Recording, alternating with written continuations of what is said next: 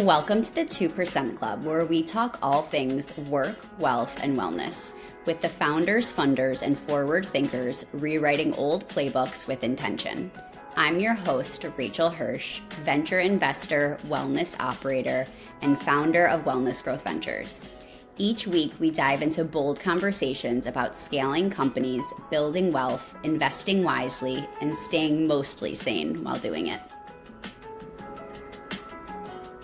Welcome back to the 2% Club podcast, where we talk all things work, wealth, and wellness. I am your host, Rachel Hirsch. And today I want to talk about the FDA. I laugh as I say that because I think I've been arguably outspoken about the FDA just in general because, well, we'll dig into it. And I don't want this to be political, but I'm just going to talk in facts because I think there's so many interesting things. I'm going to start with what I would call a loophole that has existed since, 1997. I think it's basically generally recognized as safe. GRAS is this loophole that basically companies don't have to tell the FDA or the public as long as something is generally recognized as safe. You could say, there's so many things you could throw into that, but 99% of those GRAs from 1997 to 2020 were not reviewed by the FDA. And RFK Jr.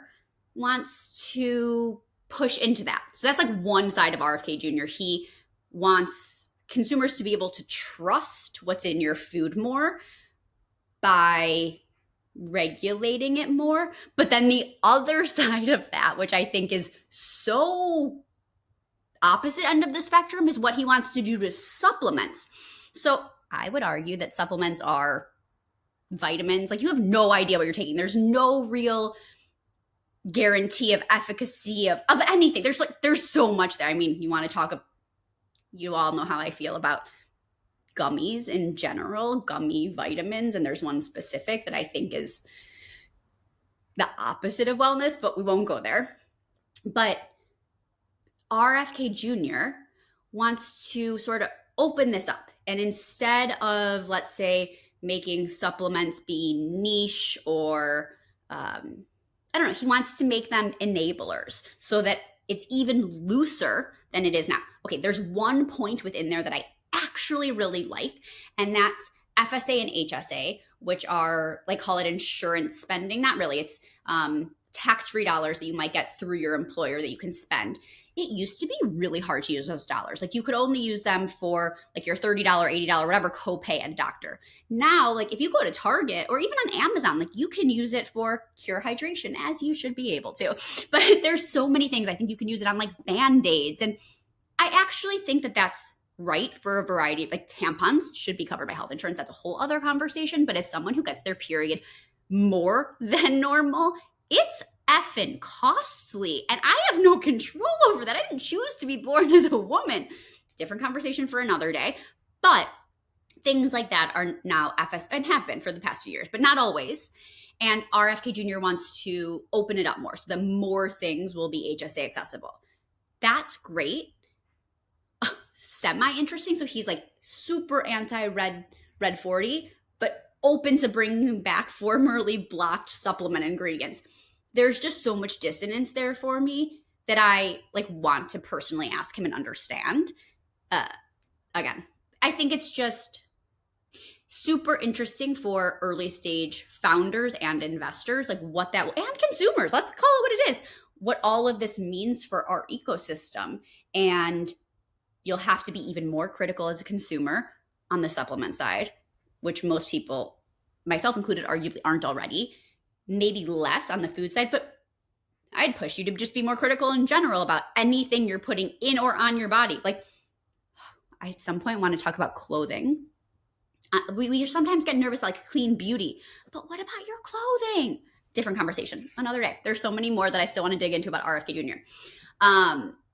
Ultra processed foods are being compared to tobacco, which you all know me well enough. I think that's sexy as hell.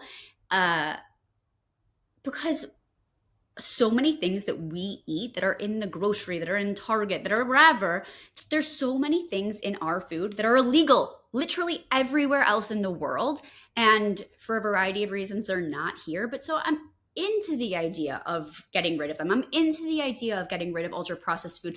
If you want to talk about some of the issues in our healthcare system, I think we can bring it back to some of the issues that come from our food.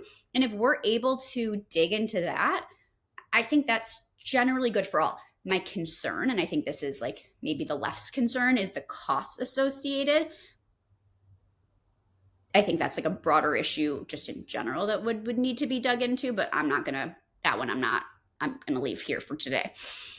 The last piece of this that I want to take is like clean labels, being transparent, what legacy brands will have to do, the opportunity for new winners. I think transparency is always good. I think what's interesting though is just because it's on a label doesn't mean a consumer cares. If there are so many ingredients that we eat on a day-to-day basis that are on the label, probably not good for us. You probably can't even, I definitely can't pronounce most of them. And yet here we are consuming them. So even if there is a clean label, transparent sourcing or whatever it is that might be required, will that really have a negative impact on the food? On Oreos? Maybe not, probably not. I don't know. I think it's an interesting opportunity, though, for those big conglomerates to do something good. I don't know if there is a desire or a real push, but I think there's an opportunity. And I also think there's an opportunity for new companies to enter. I think, call it the COVID era, there were so many startups. Funding was loose. There were great CPG startups, and then CPG funding started to dry out a little bit. And so we've seen less so. I think what becomes really interesting is this an opportunity because you don't have those legacy brands don't really have the sourcing for clean ingredients yet. They will have to go after the same sourcing that a lot of these startups will. So there's just like an opportunity where they might be in a more similar boat compared to one being so far ahead in research and sourcing and operations. And so it may level the playing field for some early stage brands. And I think, quite frankly, that might reinvigorate some of the M&A activity. Not that I think that it has dried out, because especially food M&A has been, and Bev has been super active, even though investors have really stayed away from it recently. But I think that's, again, another opportunity for M&A in this space, because maybe the large conglomerates aren't going to want to build this all in-house. They might still fight it with RFK Jr. for a while. And then if they end up losing in, however long, and there's a few startups that have got some really good sourcing together, some good logistics in place, maybe that's an easy acquisition. So that's, I think, is like a little bit interesting here. So yeah, we'll leave that one there for today. Yeah, there's so much on that one. I will write a Substack and a LinkedIn on this so we can double tap more. Favorite products that have Red 40. Do you think Red 40 will be gone? Do you eat Red 40? So many questions for you in the comments, please. All right, I'll see you all next week. Have a good one.